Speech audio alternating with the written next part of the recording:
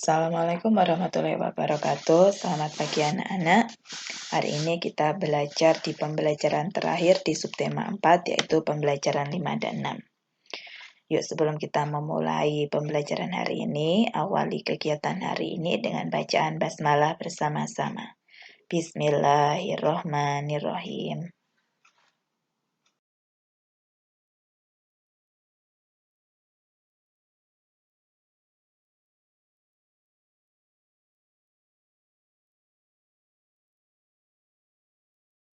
Pembelajaran 5 yang pertama yang akan kita bahas adalah perbedaan kata tanya mengapa dan bagaimana. Kata tanya mengapa digunakan untuk menanyakan sebab atau alasan, sedangkan kata tanya bagaimana untuk menanyakan proses. Misalkan contoh untuk kata tanya mengapa. Mengapa kita harus mencabut rumput liar di halaman? Mengapa kamu bisa sakit gigi? Mengapa kalian tidak masuk sekolah? Nah, itu menanyakan sebab. Kemudian yang kedua, bagaimana? Bagaimana cara menanam pohon mangga? Terus bagaimana cara memotong rumput yang benar? Nah, itu adalah salah satu contoh kata tanya bagaimana untuk menanyakan proses.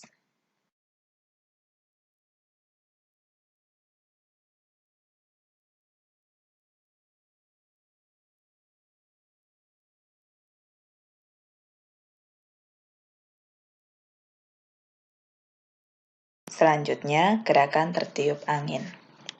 Pernahkah anak-anak merasakan angin yang sedang berhembus? Bagaimanakah rasanya? Pasti rasanya sepoi-sepoi, pasti rasanya sejuk. Nah, dapatkah anak-anak menirukan gerakan tertiup angin?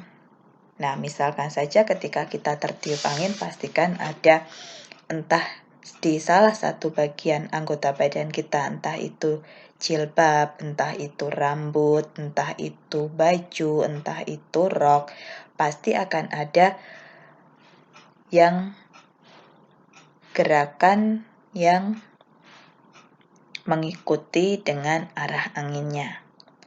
Nah, misalkan sekarang bayangkan kakinya anak-anak tertanam di tanah seperti pohon dan badannya tertiup angin.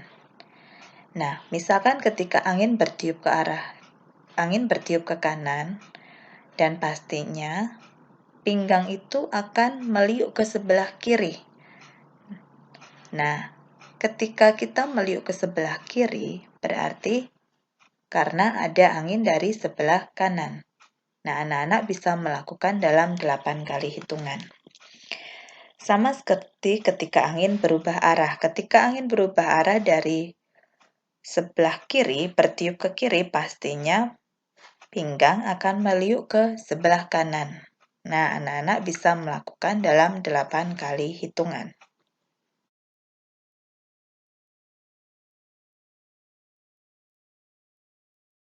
Sama seperti ketika angin bertiup dari sebelah kanan atau sebelah kiri, kali ini angin bertiup dari arah belakang. Nah, pastinya badan akan meliuk ke depan. Nah, anak-anak bisa melakukan dalam 8 kali hitungan. Gerakan meliukkan badan dengan tiupan angin ini gerakan yang tidak berbahaya. Jadi gerakan ini sangat aman dilakukan di rumah. Jadi ketika anak-anak lakukannya juga jangan terburu-buru. Karena kalau kita melakukan dengan terburu-buru, nanti kita bisa cedera pinggulnya. Jadi anak-anak bisa melakukannya dengan pelan-pelan dan berhati-hati.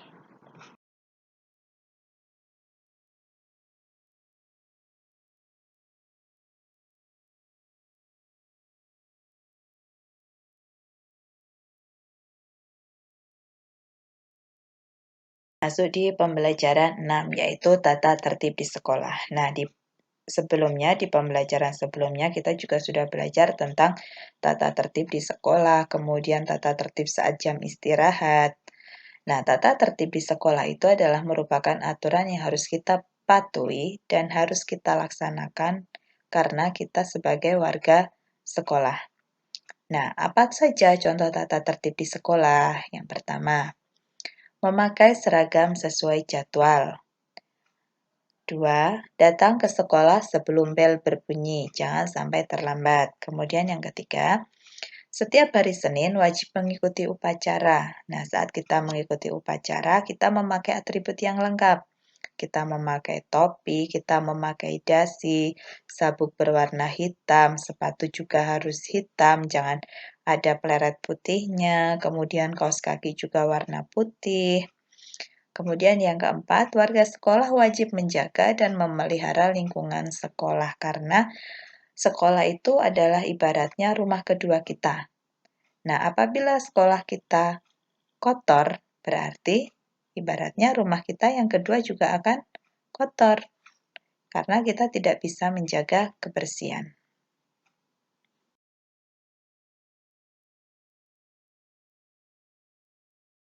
Apa sih manfaat aturan di sekolah? Memang ada manfaatnya ya? Ya pastinya ada. Manfaat aturan di sekolah itu yang pertama, kegiatan sekolah akan berjalan dengan baik dan lancar. Yang kedua, kita akan menjadi lebih disiplin. Kenapa? Karena kita selalu mematuhi aturan. Kalau kita tidak ada aturan, pastinya hidup kita akan kacau.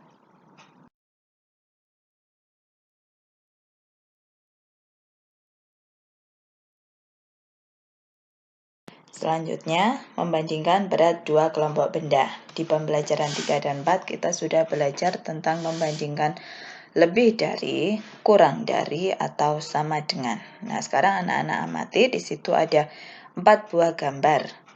Gambar yang pertama itu ada gambar apel, 4 buah apel yang beratnya 500 gram, dan 6 buah apel yang beratnya 1 kilogram.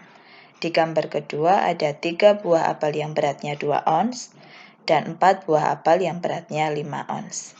Nah, sekarang kita bandingkan.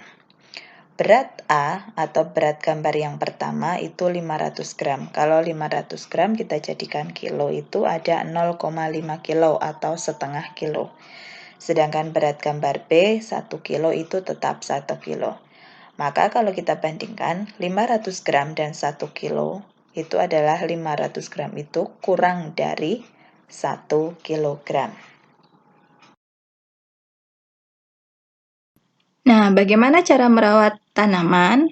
Nah, tahu nggak anak-anak bagaimana caranya? Yang pertama, selalu siram tanaman secara rutin. Nah, jangan menyiram pada waktu siang hari. Kenapa? Karena pada saat siang hari, tanaman akan melakukan proses fotosintesis. Yang kedua, beri pupuk secara teratur. Jangan terlalu banyak, juga jangan terlalu sedikit. 3. Potonglah daun yang terkena hama tanaman. 4. Letakkan tanaman di tempat yang terkena sinar matahari supaya tanaman itu selalu tumbuh dengan subur. Kemudian untuk gambar yang kedua, berat gambar yang pertama itu ada 2 ons, sedangkan berat gambar yang kedua ada 5 ons. Kalau kita bandingkan, maka 2 ons itu sama seperti di gambar yang pertama, kurang dari 5 ons. Alhamdulillah, rangkuman pembelajaran 5 dan 6 untuk subtema 4 sudah selesai. Bulia ingatkan, minggu depan kita sudah mulai PTS di semester kedua. Tetap belajar, kemudian jaga kesehatan, selalu makan makanan bergizi, jangan lupa untuk sholat 5 waktu, sholat duha, dan hafalannya jangan sampai ditinggalkan. Semoga pembelajaran hari ini bermanfaat. Wassalamualaikum warahmatullahi wabarakatuh.